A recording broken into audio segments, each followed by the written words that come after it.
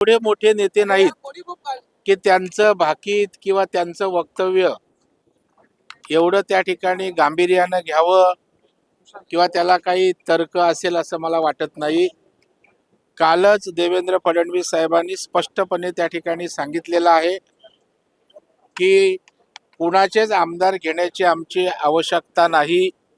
त्याचबरोबर शिंदे साहेब असतील तर ते सहयोगी पक्ष आहेत, ते महायुती सोबत आहेत आणि ज्या गोष्टीचा स्वयंस्पष्ट अशा प्रकारचा खुलासा झाला आहे त्याच्यावर त्या ठिकाणी वाकडे तिकडे भाष्य करून चर्चेत राहण्याचा केविलवाना प्रयत्न रोहित पवार यांचा आहे. बाकी त्यांच्या वक्तव्याला गांभीर्याने घेण्याची अजिबात आवश्यकता नाही. केंद्राचा रिपोर्ट जो आहे तो आज सभागृहात सादर करणार आहे असं त्यांचं म्हणणं आहे. केंद्राचा कोणता रिपोर्ट? क्राईम रिपोर्ट नाही, देऊ द्या ना, त्यांना तो अधिकार आहे ना. विधिमंडळाच्या सभागृहात ज्या काही माहिती उपलब्ध असेल त्या आधारे त्यांना बोलण्याचा अधिकार आहे.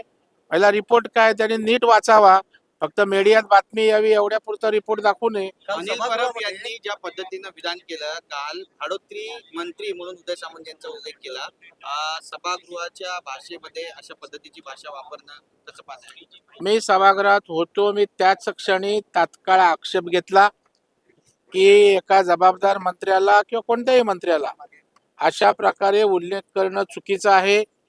त्याच वेळेला मी अनिल परब यांनी माफी मागावी अशा प्रकारची अपेक्षा व्यक्त केली आणि अनिल परब यांनी दिलगिरी व्यक्त करून तो शब्द मागे घेत असल्याचं तात्काळ त्या ठिकाणी सभागृहातच सांगितलं.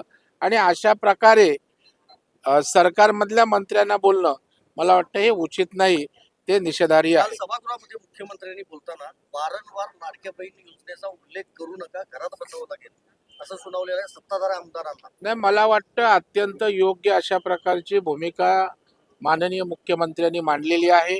कारण कुठलीही गोष्ट झाली की लाडक्या बहिणींचा आधार द्यायचा आणि लाडक्या बहिणींना त्या विषयात आणायचं.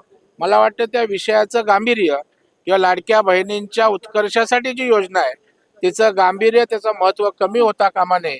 त्याच्यामुळे कुठलीही योजना त्या ठिकाणी लाडक्या बहिणींशी जोडू नये अशा प्रकारचा मतितार्थ माननीय मुख्यमंत्र्यांच्या बोलण्यात होता.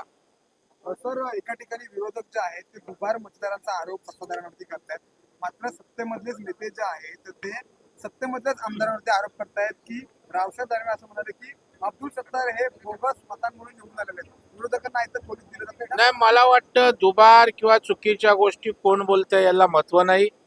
विरोधी बोलत असतील तरी चुकीची गोष्ट चुकीची आहे, सत्ताधारी बोलत असतील तरी चुकीचं आहे, सत्ताधारी पक्षातला एक गट दुसऱ्याला बोलत असेल तेही चुकीचं आहे.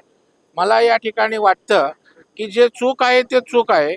दुबार मतदान त्या ठिकाणी चुकीचंच आहे आणि ते नष्ट करण्यासाठी किंवा ते सुरळीत करण्यासाठी सिंगल मतदान राहण्यासाठी निवडणूक आयोग आहे. आपण प्रॉपर प्लॅटफॉर्मवर त्याची तक्रार करून यादी दुरुस्त करू शकतो. अंजली दमाने यांनी पुन्हा काही पुरावे समोर आणलेले आहेत जमीन प्रकरणामध्ये, पुणे जमीन प्रकरणामध्ये, आणि त्याचा थेट संबंध अजितदादा पवारांशी आहे असं बोललं जातं. आता तुम्ही मला इथे विचारलं, मी तुम्हाला सांगणार. तुम्ही नाही बघितलं अजून काय, मी नाही बघितलं, तर मला वाटतं तिने काय पुरावे आणलेत ते पहिले बघू. त्याच्यामध्ये तथ्य असेल, गांभीर्य असेल तर त्यावर आपण योग्य ती प्रतिक्रिया देऊ. कोणते आरोप करत नाही, मात्र इतर पक्षांवरती आरोप. हे तुमची दृष्टी झाली, तुमचा बघायचा अँगल कुठल्या पद्धतीनं आहे.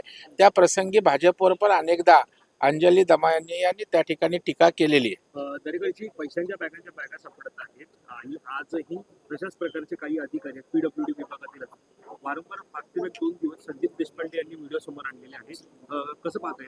मला वाटतं अजून त्या ठिकाणी जे काही पैशाच्या बॅगेचं अलिबागच्या झालं ते अजून प्रूव्ह झालेलं नाहीये. पहिलं ती बॅग होती का, पैसे होते का, कोणाचे पैसे होते हे सिद्ध व्हायचं आहे.